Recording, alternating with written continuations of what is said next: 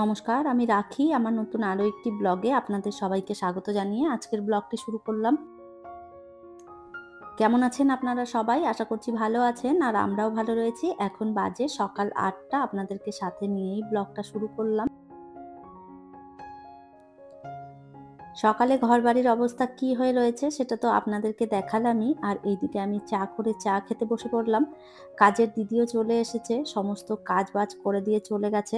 আর এরপরে আমি এলাম সকালের খাবার করতে। বিবেকের শরীর ভালো নেই, তো ঠান্ডা লেগে জ্বর এসেছে। আপনাদের তো আগেই বললাম বিয়েবাড়িতে ভিজে আমারও জ্বর এসেছিল। তো আমার থেকেই বিবেকের হয়েছে, আর বিবেক আজ স্কুলে যায়নি। তো সকালবেলায় বললাম, "কি খাবে?" বলল, "আমি লুচি খাবো।" তো ওই জন্যই আরকি লুচি করব আর সাথে করব কুমড়ো আলুর তরকারি। তো আমি আর বিবেক দুজনেই খেয়ে নেব। ভাবলাম লুচি যখন করছি বিবেক খাবে, আমিও খেয়ে নেব। একসাথে দুজনেরই হয়ে যাবে।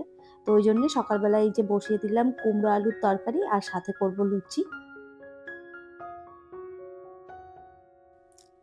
সকালবেলায় আমাদের খুব একটা লুচি খাওয়া হয় না, আর আমি খুব একটা লুচি পছন্দও করি না। ওই একমাত্র পূর্ণিমা পুজোর দিনই লুচি করা হয়, তাছাড়া আমার বাড়িতে সেভাবে লুচি হয় না। বিবেকের বাবাও লুচি খেতে পছন্দ করে না, আমিও ভালোবাসি না। কেননা লুচি খেলেই সকালবেলায় ভীষণ অ্যাসিডিটি করে, আর আমার তো গা গোলাতে থাকে সারাদিন। তো যাই হোক, তবুও তারপরেও ছেলেটা যখন খেতে চেয়েছে, কিছু তো করার নেই, ওকে করেও দিতে হবে।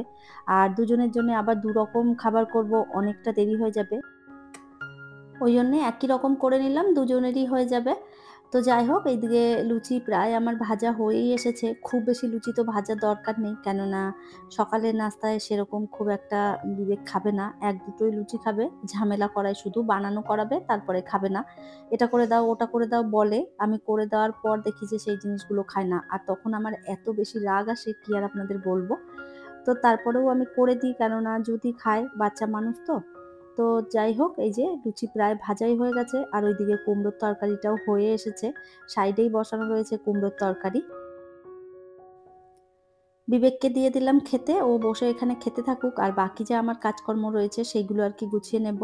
তো এখানে ইনডোর প্ল্যান্টগুলোতে কয়েকদিন জল দেওয়া হয়নি। বৃষ্টি পড়ছিল বলে সেভাবে জল দেওয়া হয়নি। আর এই ২ দিন ধরে আবার দেখলাম একটুখানি রোদ করেছে। বাইরের ওয়েদারটা আজকে ভীষণ ভালো। কেননা হালকা রোদ রয়েছে, তার সাথে রয়েছে সুন্দর একটা হালকা, হালকা মিষ্টি হাওয়া। তো যাই হোক, গাছগুলোতে জল দিয়ে দিলাম। টুকটাক আরো অনেক কাজ করেছি। তো অনেকটা সময় হয়েছে, আর এইদিকে রান্নার জোগাড় সমস্ত করে নিয়েছি। আজকে যা রান্না করব সেগুলো আরকি কেটে গুছিয়ে নিয়েছি। আর এই যে কটা বাসন রয়েছে, এগুলো সকালের নাস্তার বাসন। তো সেইগুলো আরকি ধুয়ে পরিষ্কার করে নেব। সকালবেলায় কাজের দিদি এসে রাতের যা বাসন ছিল সেইগুলো তো সব ধুয়ে দিয়ে গেছে। আর এই বাসনগুলো ওই যে সকালবেলায় বেরিয়েছে, চা খেয়েছি, তারপরে টুকটাক আরো ওই যে রান্নাবান্না করতে গিয়ে যেগুলো বেরোলো, তো সেগুলো এই যে ধুয়ে নিচ্ছি। তো এইগুলো ধোয়া হয়ে গেলে তারপরে আরকি রান্নাটা শুরু করব। কতবার যে সারাদিনে বাসন ধুতে হয় তার তো কোনো ঠিক নেই। সারাদিনে যতবার রান্নাঘরে ঢুকছি কিছু না কিছু বাসন বেরোতেই থাকে। বাসন ধুয়ে, ধুয়ে পাগল হয়ে যাই। তো দিদি তো ধুয়ে দিয়ে যায়, তারপরেও আমি নিজে থেকে অনেক বাসন ধুয়ে রাখি। কেননা বাসন আমার একটু বেশিই লাগে কাজ করতে গেলে।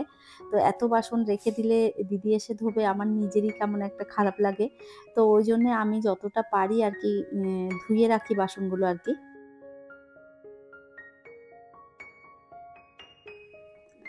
তো যাই হোক, এইদিকে আমি রান্নাটাও বসিয়ে দিচ্ছি। আজকে রান্না করব হচ্ছে কাঁকরোল ভাজা, আর চিচিঙ্গা নিয়ে এসেছিল বিবেকের বাবা। তো ওই চিচিঙ্গাটাই আরকি এখন পোস্ত দিয়ে করে নেব, আর সাথে করব মাছের ঝোল। তো আজকে চিচিঙ্গাটা আমি ১ম বার রান্না করছি। এর আগে যতবারই খেয়েছি আমি আমার মায়ের কাছে খেয়েছি। আমি কখনো বাড়িতে চিচিঙ্গা রান্না করিনি। তো চিচিঙ্গা দেখতাম মাকে কালো জিরে আর পেঁয়াজ দিয়ে ভাজা করত লঙ্কা চিড়ে। সেটাও খেতে গরম ভাতে বেশ ভালো লাগতো। আর আমি আজকে যেটা করছি সেটা হচ্ছে চিচিঙ্গা পেঁয়াজ দিয়ে ভালো করে একটুখানি ভেজে নিয়েছি, আর এর মধ্যে দিয়ে দিলাম পোস্ত আর লঙ্কা বাটা। তো এই যে যেমন ঝিঙা পোস্ত করে ঐরকমই আরকি পোস্ত দিয়ে ভাজা, ভাজা করে নিলাম।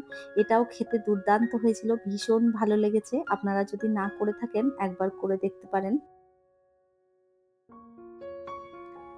ওইদিকে চিচিঙ্গাটা তো নামিয়ে ফেলেছি। আর এরপরে তাহলে মাছগুলো ভেজে মাছের ঝোলটাও করে নেব। তো আজকে হচ্ছে অনেকটা মাছ রয়েছে। তো ভাবলাম এইটা ঝোল করে নেব। বিবেক আমি দুবেলাই খেয়ে নেব। আর অনেকটা মাছ, এতগুলো মাছ খেয়েও পারবো না। তো ভেবেছি আমার বাপের বাড়িতে একটুখানি পাঠিয়ে দেব। ভাইকে ডেকেছিলাম, বললাম একটুখানি তরকারি দেবো, দুপুরবেলায় এসে নিয়ে যাবি। এই মাছগুলো বিবেকের বাবা থাকতেই আনা হয়েছিল। ও তো চলে গেছে। তো এরপরে অনেকটা মাছ রয়ে গেছে। এত মাছ তো একার দ্বারায় খাওয়া হবে না। বিবেক সেভাবে মাছ খেতে চায় না। কাঁটা থাকে যে কারণে, সেইজন্যে। তো আজকে মাছটা রান্না করব, একদম পাতলা করে ঝোল করব। তো কালো জিরে ফোড়ন দিয়েছি আর আদা, রসুন, লঙ্কা, পেঁয়াজ, টমেটো পেস্ট করে নিয়েছিলাম। সেটাই দিয়ে দিয়েছি। তেলের মধ্যে কালো জিরে দিয়েছিলাম। মসলা দিয়ে ভালো করে ভেজে নিয়ে আর এই যে ঝোল দিয়ে দিলাম।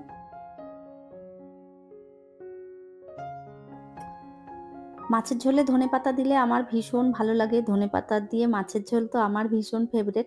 আপনারা কারা, কারা পছন্দ করেন কমেন্ট করে কিন্তু জানাতে পারেন। আর এই তো রান্না হয়ে গেছে প্রায় কমপ্লিট। আর এখন শুধু একটুখানি কাঁকরোলটা ভাজা করে নিয়েছি। তারপরে এই যে চলে এলাম গ্যাস পরিষ্কার করতে। তো রান্না হয়ে গেছে। রান্নাটা আগেই আমি ওইদিকে তুলে সমস্তটা ঢাকা চাপা দিয়ে সরিয়ে রেখেছি। আর গ্যাস মুছে রান্নাঘরটা ক্লিন করে তারপরে আপনাদের দেখাচ্ছি কি, কি রান্না করেছি। রান্নাবান্না করে আমি সমস্তটা একবারে গুছিয়ে রাখি। এটা আমার একটা পুরনো অভ্যাস বলতে পারেন। রান্নাঘর রান্না করে যদি সঙ্গে সঙ্গে গুছিয়ে নেওয়া যায় তাহলে দেখবেন বেশ সুন্দরভাবে রান্নাঘরটা পরিষ্কার থাকে। তেল চিটচিটটা আরকি কম হয়। আর যদি আপনি মনে করেন যে এখন না পরে করব, তাহলে দেখবেন সেই রান্নাঘর একদম তেল চিটচিটে হয়ে যায়। তো যাই হোক, ওইদিকে ভালো করে গ্যাস পরিষ্কার করে নিয়েছি। আর এই ছিল আজকের রান্না। কাঁকরোল ভাজা, মাছের ঝোল, তার সাথে রয়েছে চিচিঙ্গা পোস্ত। তো এই তো রান্নাবান্না সমস্ত কমপ্লিট। আর এরপরে আমি যাব ছাদে। তো কয়েকটা মেশিনে কাপড়-চোপড় দেওয়া ছিল, সেইগুলো কাচা হয়ে গেছে। এরপরে চলে এলাম মানে এগুলো আরকি মেলে দেবো। আর ওই যে দেখতে পাচ্ছেন পিলপার উপরে কাপড়গুলো, ওইগুলো সব আরকি সকালবেলায় দিয়ে গেছিলাম। তো আমি না এইখানেই দাঁড়িয়ে, দাঁড়িয়ে সমস্তটা ভাঁজ করে নিয়েছি। কেননা ঘরে নিয়ে যেয়ে আবার তো সেই ভাঁজ করতে হবে। তো এখানেই একটা, একটা করে তুলেছি আর ভাঁজ করে রেখেছি। আমার এইভাবে বেশি সুবিধে হয়। তো ওইজন্যে আমি মাঝে মধ্যেই এটা করি। তবে খুব বেশি রোদ থাকলে ছাদে দাঁড়ানো যায় না। তো আজকে দেখলাম যখন মাথায় গামছাটা দিয়েছি, তো যাই হোক করেই নিলাম। আর এই যে সমস্ত কাপড় ভাঁজ করে আর এই যে কাপড়গুলো মিলে দিয়ে এরপরে চলে যাচ্ছি নিচে।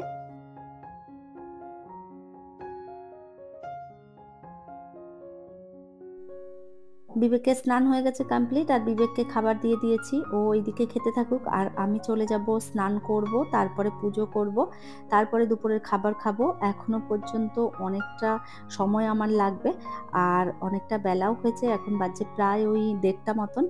তাহলে চলুন, আমার আজকের ভিডিওটা এই পর্যন্তই। ফিরবো নতুন ব্লগ নিয়ে। ততক্ষণের জন্য সবাই ভালো থাকবেন, সুস্থ থাকবেন। আবারও দেখা হবে নতুন একটি ব্লগে।